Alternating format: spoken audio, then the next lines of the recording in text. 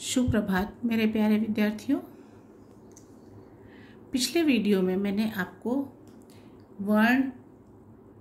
वर्णमाला, अनुस्वार, अनुनासिक एवं वर्ण विच्छेद संबंधित जानकारी दी थी और उसी से संबंधित आपको छोटा सा गृह कार्य दिया था। तो आज हम उसी गृह कार्य को वापस से चेक करते हैं।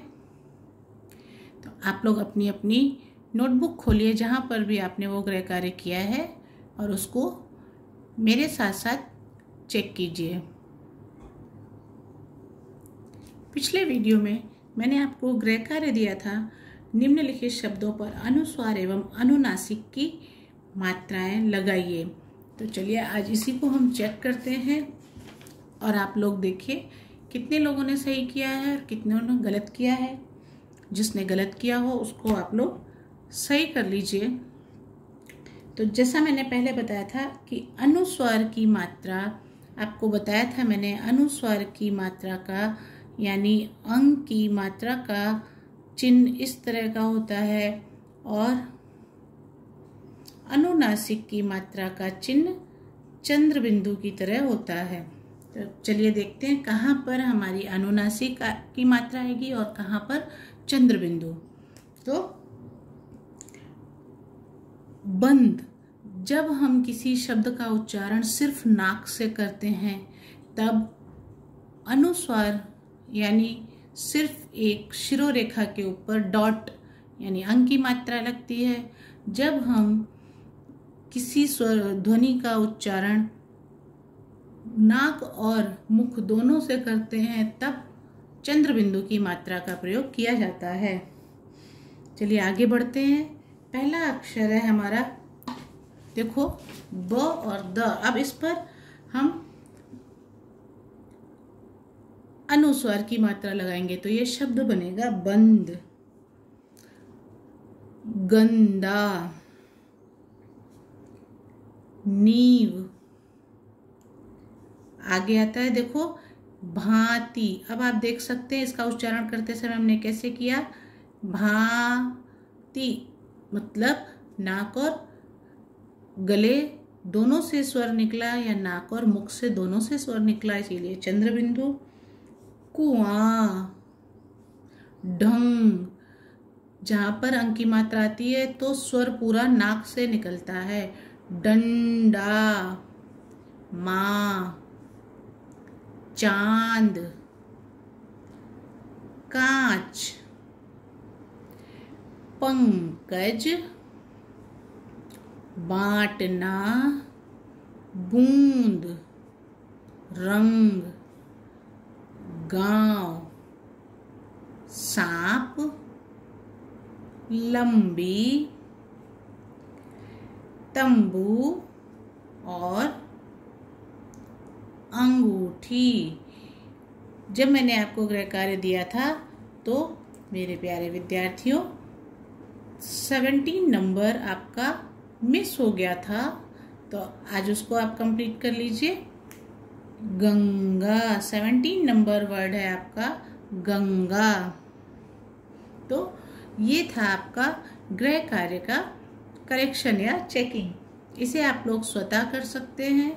जो मैंने करवाया है आप उसका स्क्रीनशॉट ले लीजिए और फिर अपने लिखे शब्दों को इनके साथ मैच कीजिए और देखिए कितने सही किए आपने, कितने गलत किए।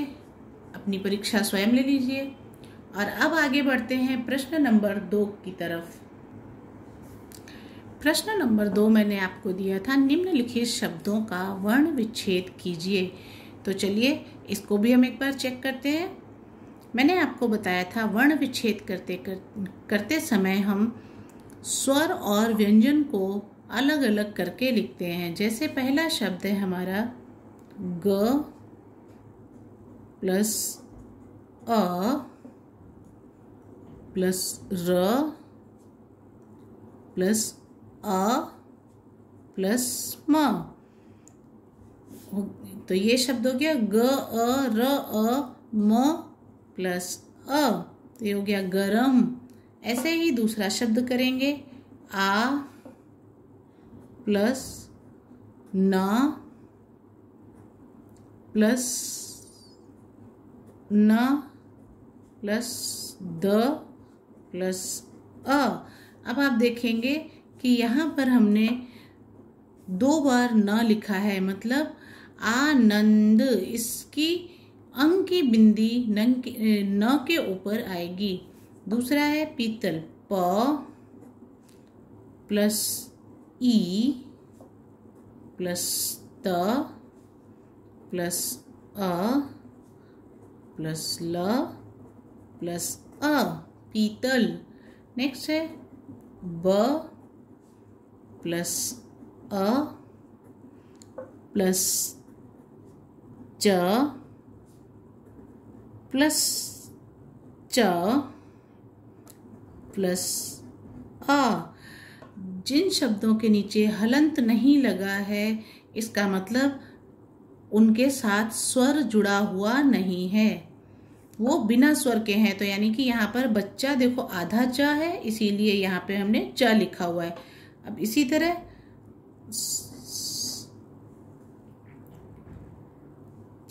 शिष्य, अब आप देख सकते हैं श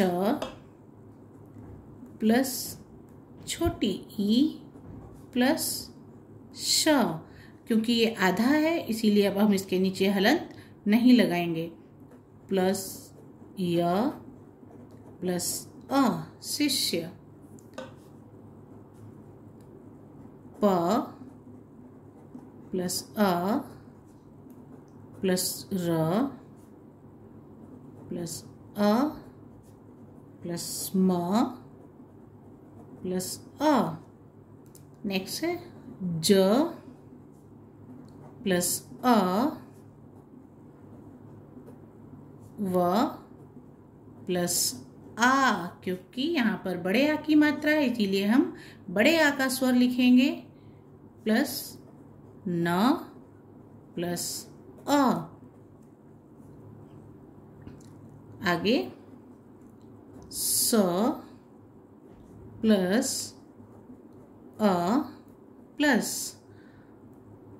त। अब फिर आप देख सकते हैं यहाँ पर आधा ता है, इसीलिए मैंने यहाँ पर ता लिखा है, परंतु इसका कोई स्वर नहीं है, इसीलिए हम इसके आगे स्वर नहीं जोड़ेंगे। सीधा हम लिखेंगे य प्लस अ, भ प्लस अ प्लस क प्लस त प्लस अ। तो ये इस तरह से हमने ये वर्णों का विच्छेद आपको समझाया है। इसको आप स्वतः चेक कीजिए और अपनी परीक्षा स्वयं लीजिए। एक और चीज़ मेरे प्यारे विद्यार्थियों, जो भी काम आप करते हैं, जो कुछ भी मैं आपको देती हूँ, जो भी मैं आपको वीडियो में बताती हूँ, वही चीज़ मैं आपको वापस से PDF फाइल के थ्रू आपको सेंड करूँगी, ताकि आपको समझने में, पढ़ने में अधिक परेशानी का सामना ना करना पड़े। और हिंदी की आपको 200 पेज की एक नोटबुक तैयार करनी है। उसके आपको 2 पार्ट करने हैं। फर्स्ट पार्ट आप प्रतिभा का करेंगे। जब हम प्रतिभा शुरू करेंगे तब मैं आपको उसके बारे में बताऊंगी। सेकंड पार्ट आप पिन पेज से नोटबुक के 2 हिस्से कर दीजिए। सेकंड पार्ट आप हिंदी व्याकरण का बनाइए और वहाँ पर लिखना शुरू कीजिए।